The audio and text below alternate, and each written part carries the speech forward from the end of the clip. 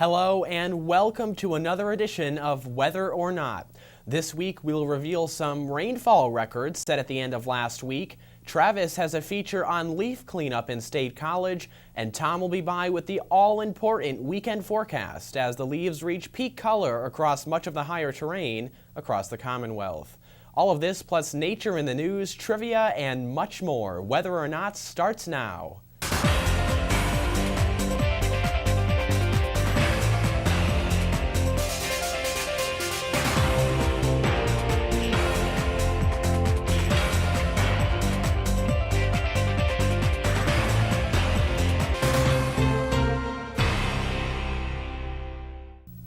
Welcome again to this edition of Weather or Not. I'm your host, Tyler Jankoski. And I'm your forecaster, Tom Bedard. Boy, quite a thriller of a win in Happy Valley this weekend, not only in terms of the game, but also in terms of the weather.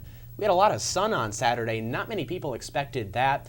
You know, the other days, Friday and then on Sunday, we had a lot of clouds dealing with the remnants of Karen just off the coast in the Atlantic Ocean. We've also been above average. So my question to you, Tom, is moving forward, do we return to average? Is there any colder weather in the forecast? You know, it's going to be a bit of a roller coaster, and a mild roller coaster at that. The weekend will start flirting around the average, so getting a bit cooler than we have been the past couple of weeks. And as we get towards the end of next week, after a slew of very mild storms, we'll begin to see our temperatures dip just a degree or two above the average for this time of the year, which flirts around 58 and 57 degrees. All right, well, I look forward to hearing your forecast. I'm sure you do too. But for now, nature in the news.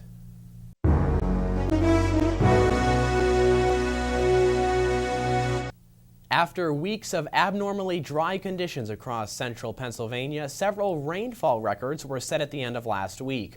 On Thursday, October 11th, more than 5 inches of rain fell in Harrisburg and more than 1.5 inches fell in State College.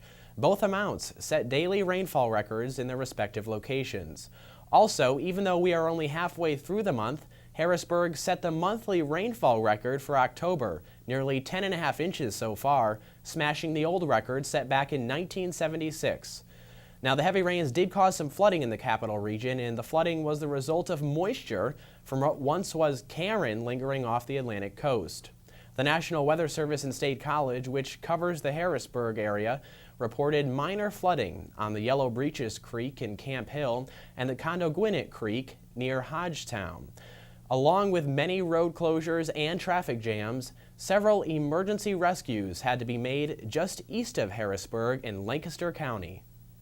We are halfway through October. September 10th, more than a month ago, is considered to be the peak of hurricane season in the Atlantic Basin. So far, we've only seen one tropical storm make U.S. landfall, and only 2 hurricanes have formed, Humberto and Ingrid, and neither came close to making U.S. landfall. There hasn't even been a major hurricane anywhere in the Atlantic. Now, most forecasts, including the NOAA forecast and the Colorado State Prediction forecast, an above-average season for hurricanes in the Atlantic Basin. Even revised forecasts say there's supposed to be more than 6 hurricanes and 3 major hurricanes this season.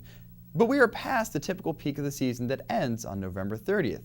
So it appears unlikely that this season will reach the big numbers seen in long-range forecasts for this season. Meanwhile, on the other side of the globe, a massive cyclone rammed into India's eastern coast this past weekend. Tropical cyclone Phelan was a major concern to U.S. meteorologists on Twitter. Some even compared the storm size to that of Katrina. There were initial reports that India was in big trouble and that the storm might not be taken seriously, but most of that concern turned out to be wrong. India prepared. At least 14 people have been confirmed dead so far, but considering the size of the storm, many thought Phelan would cause much more in the way of loss of life and property. Officials say massive evacuation efforts helped to mitigate the effect of Phelan. Now, back in 1999, the Odisha cyclone made landfall in a similar location and 10,000 people died. Thankfully, India was much better prepared this time around. This week, the National Weather Association held its 38th annual meeting in Charleston, South Carolina. The meeting draws hundreds of operational weather forecasters from across the country to discuss the latest developments in the science of meteorology. The conference includes a broadcaster workshop, a student session, multiple social media workshops, and many other discussions. Several big-name meteorologists served as keynote speakers, including Bill Reed, the former director of the National Hurricane Center. Our own Travis Patterson and Christy Shields just returned from the conference, and we'll have reactions in the coming weeks. Well, the government shutdown is over. More than 2 weeks have passed since the government shutdown on October 1st. Ever since the shutdown, National Weather Service workers have continued to work, despite being unsure when or if a payday would come. Many important websites run by NOAA and the National Weather Service were even taken offline and replaced with a simple shutdown notice, even if the site required no day-to-day upkeep by government staffers. But there is one thing that some people aren't aware of. At this time, most indications are that the furloughed workers will get paid for the time they put in since October 1st. Essential federal workers like those at the National Weather Service who actually worked during this shutdown will almost certainly be paid for the time they put in. And for those workers and their families, that is welcomed news. Well, now it's that time of the broadcast to take a look at your Central Pennsylvania forecast for the weekend. So let's start off with a surface map for Friday. Now the map is going to show that we have two cold fronts. One will have just passed through in the early morning hours of Friday, and that one is to our east. Another front poses a bit of a threat as we come towards later in the weekend, but primarily on Friday we're concerned with lake effect, or lake enhanced rather, showers and clouds coming off of Lake Erie. So we'll see some early morning showers and maybe some afternoon drizzle with some low clouds, but nothing too much to speak of. Saturday will be a nice day. We'll see some early morning sun and some sun exchanging in with some clouds towards the afternoon, but a cold front will pass through the area and during the overnight hours of Saturday. Now, the front does not have a particularly significant amount of moisture with it, absolutely nothing like what we saw late last week. So it's going to be a bit of a quick shower, though most of the moisture is going to be focused towards upstate New York and towards northern Pennsylvania, Bradford County, Tioga County, Erie County, northern Pennsylvania. So in central Pennsylvania, we're not concerned with too much rainfall associated with this cold front.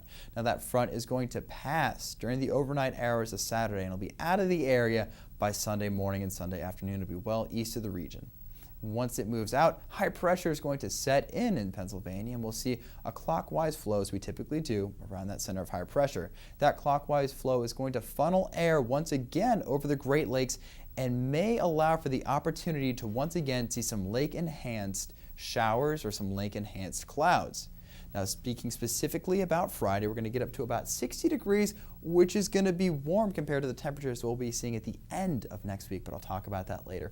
Early showers associated with that cold front. We'll see some sun later in the day, but that may exchange itself with some showers and low clouds. Low clouds again for Friday night, 40 degrees, bit of a warm night, bit of a warm day respectively on Saturday as well, 57 degrees and a bit of sun and clouds. So overall a nice day, though the overnight hours are a bit touch and go, some clouds and drizzle, 40 degrees once again. As we approach Sunday, that cold front's out of the area. We have high pressure building in, some clouds, 57 degrees sitting just about that average for this time of the year. And overall a nice day, and overall not too bad of a weekend to speak of.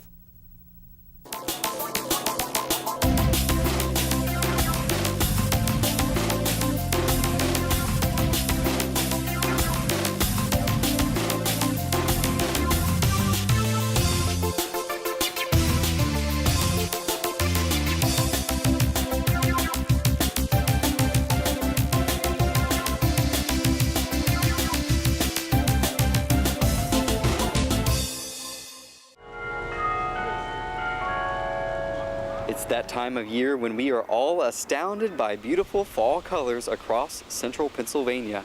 We are just about at peak color here in Centre County and can enjoy Mother Nature's scenic vistas full of vibrant reds, oranges, and yellows for a wee bit longer. But all great things must come to an end, and the leaves will fall to the ground soon enough. After all, the season is called fall. So what do we do with the aftermath? Do we bag up the leaves and send them to landfills, burn the leaves, or should we let them lie where they fall?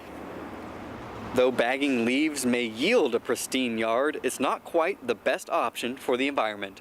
In 2011, we Americans generated nearly 250 million tons of trash. Yard trimmings, including grass clippings and leaves, accounted for about 13% of that waste. Leaves sent to the landfill get buried under trash and are unable to decompose quickly as they otherwise could naturally. And burning leaves may be quick, but could be just as bad. Because of the moisture that is usually trapped within leaves, they tend to burn slowly and generate large amounts of airborne particulates such as dust and soot. These airborne particles can reach deep into lung tissue, causing coughing, wheezing, and shortness of breath, among other health problems.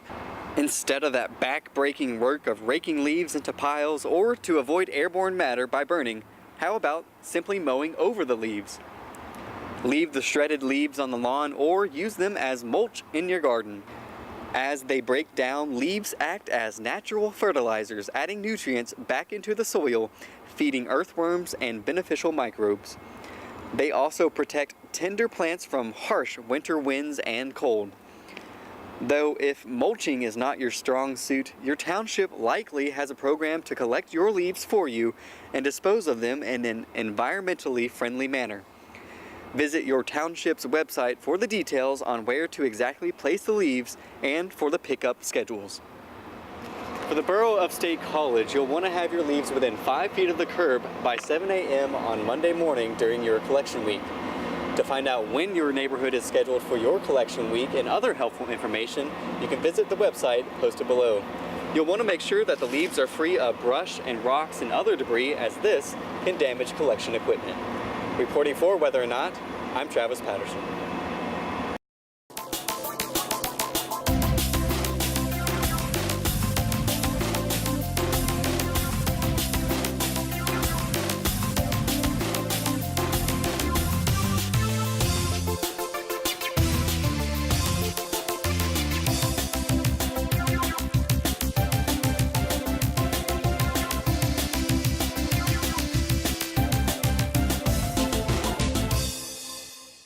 Okay, let's take one more look at this weekend's weather. A big canning weekend if you're in a thon organization, or a nice weekend to go outside and enjoy the fall weather if you're an outdoorsman. Let's take a look. Friday, some early showers in the early morning hours associated with a cold front that's going to push through the area. Now, I say cold front, but 60 degrees isn't too bad of a temperature to have right after that. It'll decrease a bit on Saturday and Sunday, 57 degrees, holding close to the high.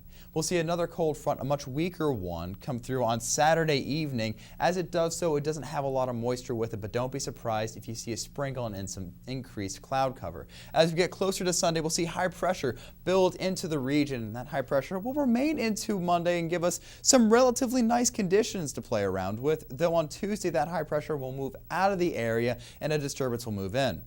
Another disturbance will enter the area on Wednesday evening, allowing for a better chance of showers Wednesday evening into Thursday morning and a more significant decrease in high temperatures during the afternoon hours. So on Thursday and Friday, expect your high temperature to be between 55 and 50 degrees, with morning temperatures being in the mid-30s to lower 30s. So it's going to be a cool end to the work week next week. Not too much moisture, but not too much sunshine to speak of. It's definitely going to be an eerie October, creeping cool.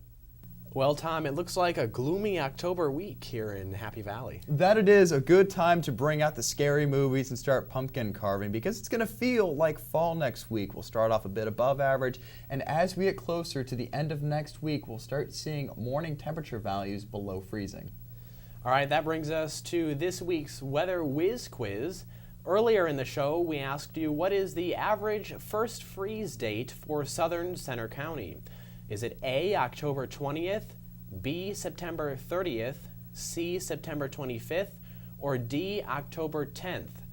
The answer is D, October 10th. So, Tom, we are past October 10th. We're in the middle of October now, and we still haven't seen a freeze here in southern Center County. No, we haven't, but I dare to say that we've had a great fall so far. On top of the victory over Michigan last Saturday, we've experienced some above average fall weather and above average temperatures, so it's been fantastic. Yes, we have passed that freezing deadline, but we're going to hit it next week. All right, that about does it for this edition of Weather or Not. For myself, Tom Bedard, Travis Patterson, and Christy Shields, we thank you for tuning in, and we hope to see you back here next time.